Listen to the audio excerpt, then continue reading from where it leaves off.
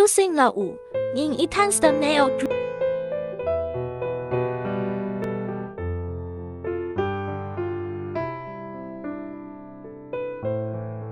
Place the 5mm tungsten nail drill bit on the surface.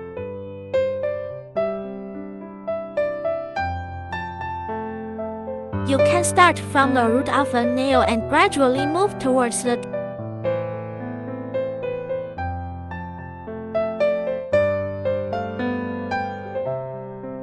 Please be careful not to apply too much pressure to avoid damage.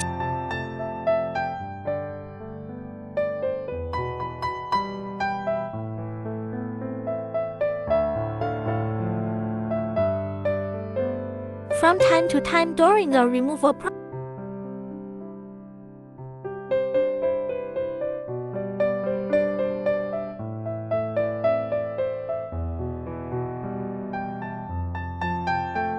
you can check whether the nail polish has been completely removed from the surface.